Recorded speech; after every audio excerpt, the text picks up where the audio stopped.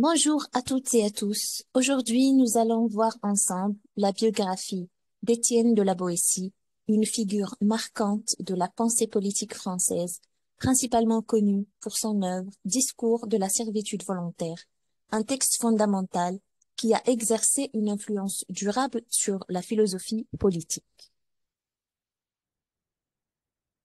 Né le 1er novembre 1530 à Sarlat, en Dordogne, Étienne de la Boétie est issu d'une famille bourgeoise aisée, ce qui lui permet d'accéder à une éducation de qualité.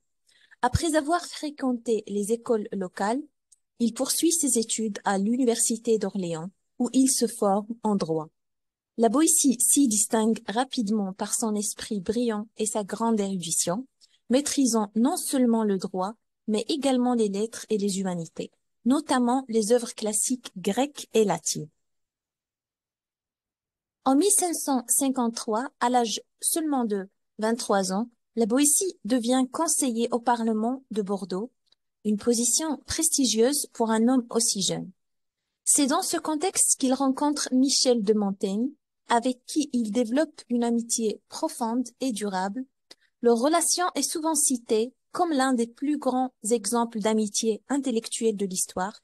Montaigne dédiera d'ailleurs un essai à la Boétie de l'amitié, où il loue la qualité exceptionnelle de leur lien.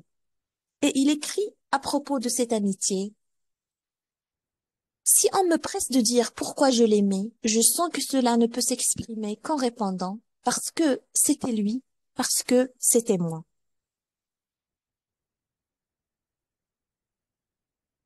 Écrit probablement entre 1546 et 1548, Discours de la servitude volontaire est l'œuvre la plus célèbre de la Boétie. Ce texte, rédigé alors qu'il était encore très jeune, constitue une réflexion pénétrante sur les mécanismes de la domination et de la soumission. La Boétie y explore la question de savoir pourquoi les peuples acceptent la tyrannie, alors qu'ils pourraient se libérer en unissant leurs forces contre leurs oppresseurs. Le texte n'a été publié qu'après sa mort, d'abord sous une forme manuscrite, puis imprimé en 1576. Bien que Discours de la servitude volontaire soit son œuvre la plus connue, la Boétie était également un humaniste engagé, participant au débat intellectuel de son temps. Il était influencé par la Renaissance italienne et admirait les auteurs classiques tels que Platon et Tacite. La Boétie a également été impliquée dans les affaires politiques et judiciaires de son époque, travaillant au Parlement de Bordeaux et tentant de concilier les tensions religieuses qui agitaient la France durant les guerres de religion. Son influence dépasse largement son époque, notamment par l'impact que son discours a eu sur des penseurs ultérieurs, tels que Jean-Jacques Rousseau, qui s'est inspiré de ses idées dans le contrat social, ainsi que sur les théoriciens anarchistes du XIXe siècle. La vie de la Boétie fut brève. Il meurt le 18 août 1563, à l'âge de 32 ans, probablement des suites de la tuberculose très fréquente à l'époque. Sa mort prématurée laisse un grand vide pour son ami Montaigne, qui ressent profondément cette perte. L'œuvre d'Étienne de la Boétie continue de résonner à travers les siècles, inspirant des générations de penseurs et de militants qui voient en lui un défenseur de la liberté et un critique lucide du pouvoir. Son discours de la servitude volontaire reste un texte clé pour comprendre les dynamiques de la domination et de la résistance, ancré dans une réflexion sur la nature humaine qui demeure d'une actualité saisissante. Parmi ces célèbres citations, nous citons: c'est bien le peuple qui délaisse la liberté et non pas le tyran qui la lui prend.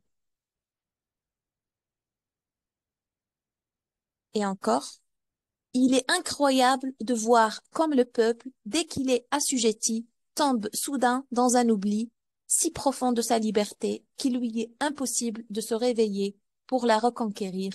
Il sert si bien et si volontiers qu'on dirait à le voir qu'il n'a pas seulement perdu sa liberté, mais bien gagné sa servitude. Aussi, nous notons: Tel est le penchant naturel du peuple ignorant. Il est soupçonneux envers celui qu'il aime et confiant envers celui qui le trompe. Ne croyez pas qu'il y ait nul oiseau qui se prenne mieux à la pipée, ni aucun poisson qui, pour la friandise du ver, morde plus vite à l'hameçon que tous ces peuples qui se laissent promptement allécher à la servitude pour la moindre douceur qu'on leur fait goûter, ces choses merveilleuses qu'ils se laissent aller si promptement pour peu qu'on les chatouille.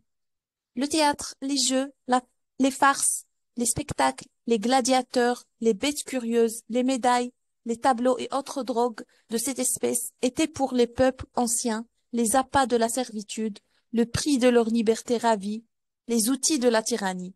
Ce moyen, cette pratique, ces allèchements étaient ceux qu'employaient les anciens tyrans pour endormir leurs sujets sous le joug. Et finalement, les tyrans ne sont grands que parce que nous sommes à genoux.